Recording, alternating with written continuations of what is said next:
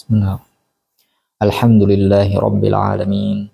Hamdan yafuqu wa yafdulu wa ya'lu hamdal hamidin. Hamdan yuwafi ni'amahu wa yukafi'u mazidah. Wa nakunu bihi minasyakirin.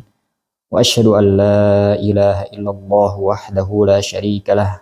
Syahadatan nadkhulu biha fi simti ibadihi as-salihin. Wa hizbihi al-muflihin al-faizin. Al-mutmainnin al-aminin. الذين لا خوف عليهم ولا هم يحزنون والعاقبة للمتقين ولا عدوان إلا على الظالمين وأشهد أن سيدنا ومولانا محمدا عبده ورسوله سراج الدين وكوكب اليقين إنسان عين الكل الذي أرسله الله رحمة للعالمين وختم به الأنبياء والمرسلين وجعله أكرم السابقين واللاحقين وأول الشافعين والمشفعين اللهم صل وسلم وبارك وكرم على نبينا محمد الرسول الأمين والحبيب المكين وعلى أهل بيته الطيبين الطاهرين وعلى أصحابه الهداة المهتدين وحماة الدين أما بعد. Sidang Jumat kaum muslimin yang berbahagia, dari atas mimbar ini seperti biasanya para khatib Jumat, saya berpesan dan berseru kepada diri saya pada khususnya dan kepada para hadirin pada umumnya untuk senantiasa selalu meningkatkan nilai ketakwaan kita kepada Allah dengan cara melaksanakan semua perintahnya dan menjauhi segala larangannya. Dengan begitu kita akan tergolong dalam golongan orang-orang yang berbahagia di dunia hingga akhirat. Semoga kita semua yang hadir dan semua kaum muslimin dijadikan oleh Allah sebagai hamba-hambanya yang bertakwa. Amin amin ya rabbal alamin. Ma'asyiral muslimin rahimakumullah. Kita sekarang berada pada bulan Rabiul Awal. Bulan dilahirkan seorang manusia termulia, seorang manusia yang paling utama, seorang manusia yang paling baik budi pekertinya, dan seorang manusia yang paling dicintai oleh Allah di antara hamba-hambanya. Dialah junjungan kita Muhammad, dialah Nabi kita Muhammad, dan dialah satu-satunya yang mempunyai syafa'atul uzma pada hari kiamat. Maka patut kita untuk senang, gembira, menyambut bulan kelahirannya, sebagaimana hal itu dirasakan oleh kakek moyang kita serta para ulama salafun salih terdahulu. Diriwayatkan jika para salafun salih akan memasuki bulan Rabiul Awal, maka mereka bersukaria, senang gembira. Hampir tiap hari pada bulan tersebut mereka membaca maulid, serta mereka mengisi waktu-waktunya dengan membaca kisah hidup, sejarah dan akhlak Nabi Muhammad sallallahu alaihi wasallam untuk mereka renungi, untuk mereka pelajari, dan kemudian untuk mereka teladani akhlak-akhlak beliau dalam keseharian mereka. Sehingga berapa banyak di antara mereka setelah terlepas dari bulan Rabiul Awal bertambah pesat kecintaan mereka kepada Nabi Muhammad sallallahu alaihi wasallam, serta bertambah keberkahan hidup dan harta. Mereka mendapatkan arti dari kehidupan ini yang sebenarnya, dan semua itu karena bertambahnya cinta mereka kepada baginda Rasul sallallahu alaihi wasallam, yang berarti juga bertambahnya keimanan mereka kepada Allah Subhanahu wa taala. Kecintaan kepada Nabi tidak mungkin terlepas dari keimanan seseorang kepada Allah. Artinya, jika bertambah kecintaan kita kepada Nabi Muhammad sallallahu alaihi wasallam, maka bertambah pula tingkat keimanan kita kepada Allah Subhanahu wa taala. Sebagaimana sabda Nabi Muhammad sallallahu alaihi wasallam, la yu'minu ahadukum hatta akuna ahabba ilaihi min walidihi wa waladihi wan nasi ajma'in. Faqala Umar, la anta ya Rasulullah ahabbu ilayya minan nasi ajma'in illa min nafsi allati baina jambai. Faqala sallallahu alaihi wasallam, la ya Umar, laysa hakadha sya'nul mu'min. Wallahi la yu'minu ahadukum hatta akuna ahabba ilaihi min walidihi wa waladihi wan nasi ajma'in wa min nafsin allati baina jambayhi. Fasakata Umar wa ta'ta'a ra'sah thumma qala, ya Rasulullah, la anta ahabbu ilayya minan nasi ajma'in wa min nafsi allati baina jambai. Faqala Rasulullah sallallahu alaihi wasallam, al-ana ya Umar, al-ana ya Umar, muttafaqun alaih. Artinya, tidak beriman salah seorang dari kalian sehingga aku lebih dicintainya, melebihi kedua orang tuanya, melebihi anak-anaknya, dan melebihi dari cintanya kepada semua manusia. Maka berkata sahabat Umar, ya Rasulullah, demi Allah, aku mencintaimu melebihi dari semua orang kecuali nyawaku yang berada di antara dua bahuku. Maka Rasulullah Shallallahu Alaihi Wasallam menjawab, wahai Umar, bukan begitu seharusnya sifat dari seorang mukmin yang sejati. Demi Allah, tidak beriman salah seorang dari kalian sehingga mendapatiku lebih dicintainya, melebihi dari semua orang dan melebihi dari nyawanya yang ada di antara dua bahunya. Maka diamlah sahabat Umar dan tertunduklah kepalanya, kemudian dia berkata, ya Rasulullah, sekarang aku mendapatimu lebih aku cintai melebihi dari semua orang dan melebihi dari nyawaku sendiri. Maka Rasulullah Shallallahu Alaihi Wasallam menjawab, barulah sekarang sempurna keimananmu wahai Umar. Ma'asyarul muslimin rahimakumullah. Marilah kita belajar dari anak didik Nabi Muhammad Sallallahu Alaihi Wasallam, yaitu para sahabatnya, yang mana karena kecintaan mereka kepada Nabi Muhammad Sallallahu Alaihi Wasallam sehingga mereka menjadi manusia-manusia paling mulia setelah Nabi Muhammad Sallallahu Alaihi Wasallam di antara umat ini. Kita lihat pada Sayyidina Abu Bakar As-Siddiq, khalifah Nabi yang pertama, yang dikatakan oleh Nabi Sallallahu Alaihi Wasallam sebagai rafiqi fil jannah, teman yang akan mendampingiku kelak di surga, yang telah mengorbankan hartanya, nyawanya, dan hidupnya untuk Nabi Muhammad Sallallahu Alaihi Wasallam. Di mana diceritakan dalam sejarah Nabi, hampir tidak terdapat Nabi Muhammad Sallallahu Alaihi Wasallam kecuali di sampingnya selalu ada Sayyidina Abu Bakar As-Siddiq radhiyallahu anhu. Dalam segala waktu maupun tempat, dalam keadaan suka maupun duka, sehingga pernah suatu waktu ketika beliau harus berpisah dari Nabi untuk pulang ke rumahnya untuk sekedar mengganjal perutnya, ketika beliau berada di depan hidangan bersama keluarganya, tatkala akan memasukkan suapan makanan ke dalam tubuhnya, tiba-tiba teringat wajah baginda Nabi Muhammad Sallallahu Alaihi Wasallam olehnya, sehingga dia kembalikan lagi suapan itu ke atas piringnya, kemudian bergegas kembali menuju tempat Nabi. Sehingga tatkala bertemu dengan Nabi, Nabi berkata, ya Abu Bakar, baru saja engkau tinggalkan diriku, engkau sudah kembali.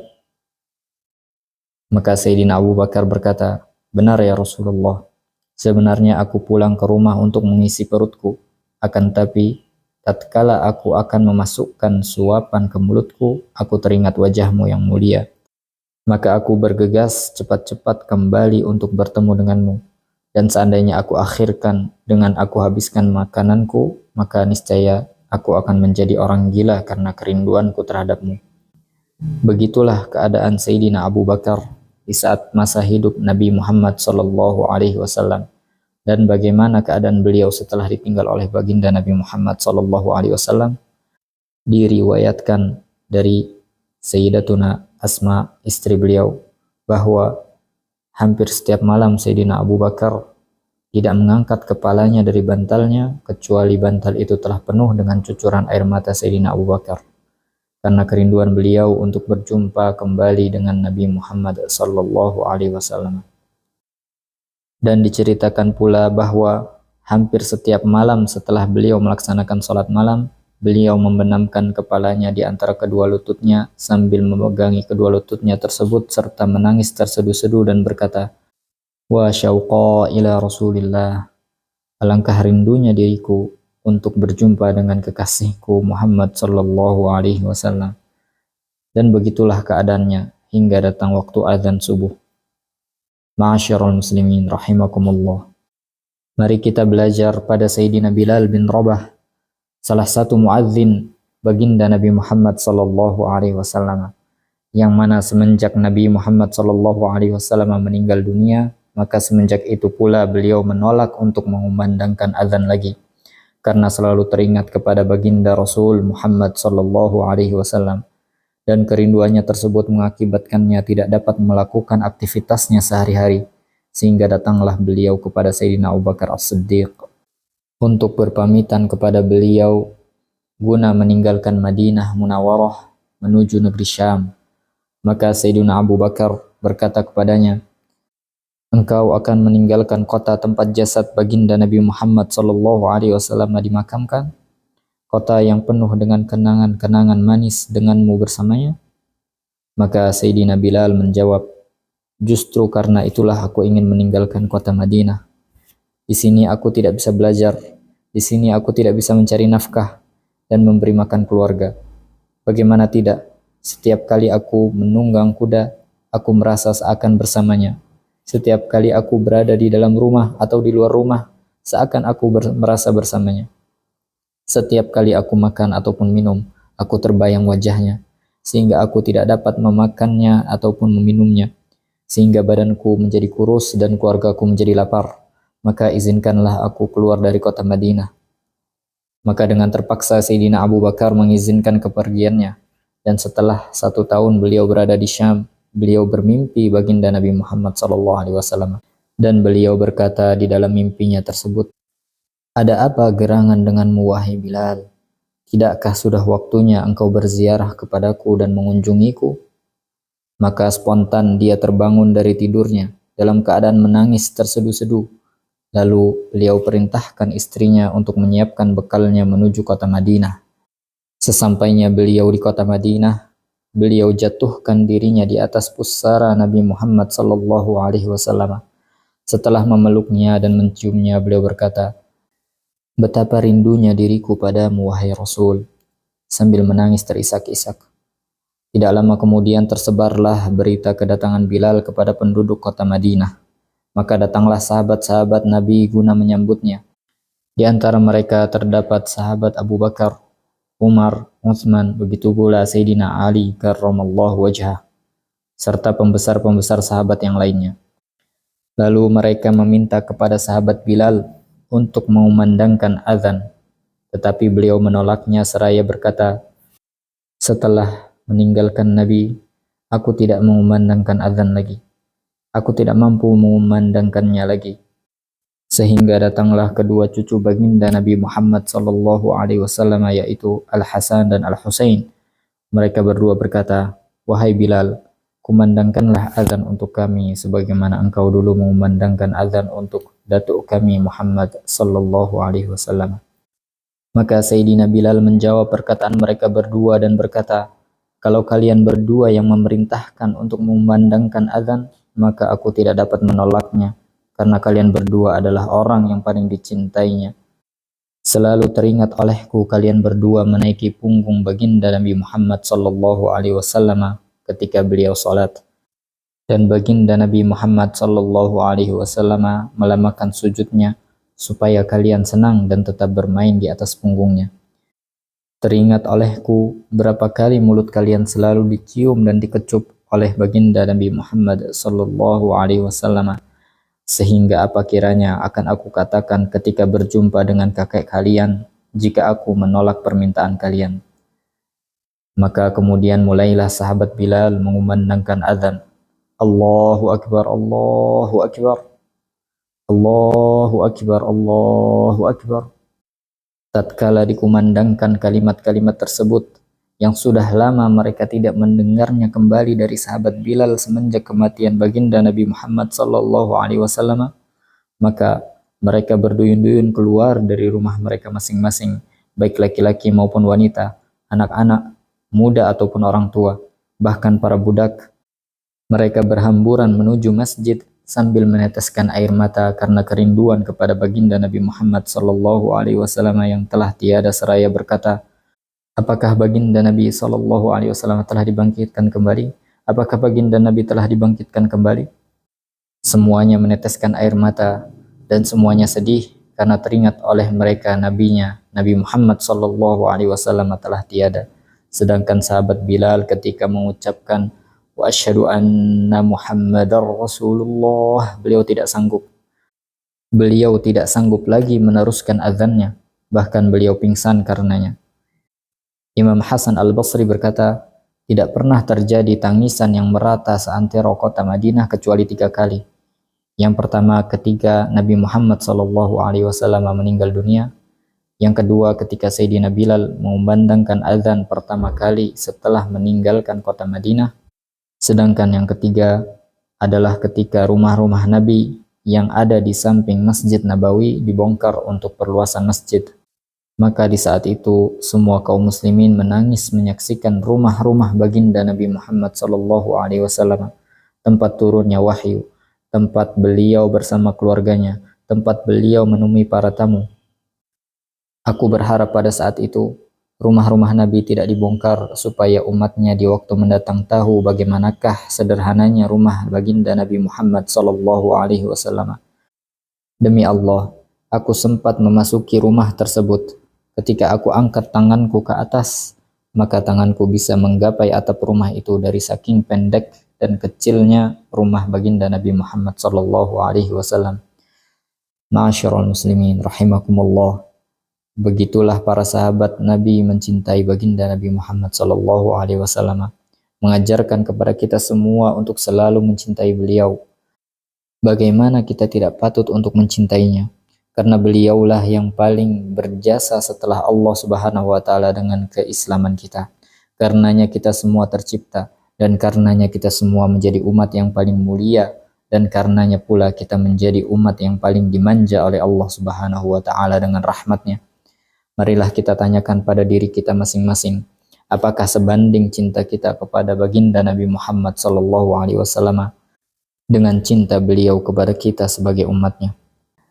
Beliaulah yang ketika sakaratul maut datang kepadanya, terlihat wajahnya sangat sedih, sehingga Jibril alaihi salam berkata kepadanya, "Kenapa engkau terlihat sedih, wahai Muhammad sallallahu alaihi wasallam?" Maka beliau menjawab, "Bagaimana aku tidak sedih? Karena aku belum mendapatkan kabar gembira, sementara aku akan meninggalkan dunia ini." Maka Jibril berkata, "Wahai Muhammad, sekarang Allah telah memerintahkan semua malaikat dan semua bidadari berdiri berbaris-baris menyambut ruhmu. Dan Allah juga telah memerintahkan semua pintu surga dibuka untuk menyambut kedatangan ruhmu." Maka Nabi Muhammad SAW berkata, "Bukan itu yang aku tunggu, akan tetapi kabar gembira yang berkaitan dengan umatku." Maka malaikat Jibril berkata, "Wahai Muhammad, Allah telah mengharamkan kepada semua umat untuk memasuki surga sebelum umatmu terlebih dahulu yang memasukinya." Barulah kemudian setelah itu Nabi Muhammad SAW tampak ceria dan tersenyum karenanya. Beliaulah yang kata-kata terakhir yang diucapkannya adalah ummati, ummati. Beliaulah yang pernah bersabda, "Demi Allah, aku lebih mencintai kalian, melebihi cinta orang tua kalian kepada kalian, bahkan melebihi cinta kalian sendiri kepada diri kalian." Beliau pula yang pernah bersabda, "Lau yushaku ahadukum bisyaukatin fi rijlihi la ajidu alamaha fi qalbi." Artinya, jika salah satu dari kalian terkena duri pada kakinya, maka aku akan merasakan pula rasa sakitnya dalam hatiku. Beliaulah yang pernah meminta kepada Allah untuk mewakili semua umatnya ketika dihisab amal-amal mereka, sehingga Allah berkata kepadanya, "Mengapa engkau meminta hal itu, wahai Muhammad?" Maka baginda Nabi Muhammad SAW menjawab, "Aku tidak mau salah satu dari mereka menanggung malu di depan umat-umat yang lainnya karena tidak dapat mempertanggungjawabkan apa yang telah dilakukannya selama di dunia." Dan beliaulah yang pernah bersumpah ketika Allah menurunkan ayat, "Wala sawfa yu'tika rabbuka fatarda." Maka beliau berkata, "Demi Allah, aku tidak rela satupun dari umatku berada dalam neraka." Maka jawabannya adalah, sungguh dan sungguh serta sungguh tidak sebanding cinta kita kepada baginda Nabi Muhammad SAW dengan cinta baginda Nabi Muhammad SAW kepada umatnya. Apa yang telah kita lakukan untuk baginda Nabi Muhammad SAW? Apa yang telah kita sumbangkan untuk perjuangan baginda Nabi Muhammad SAW? Sudahkah kita mengamalkan sunnah-sunnah baginda Nabi Muhammad SAW?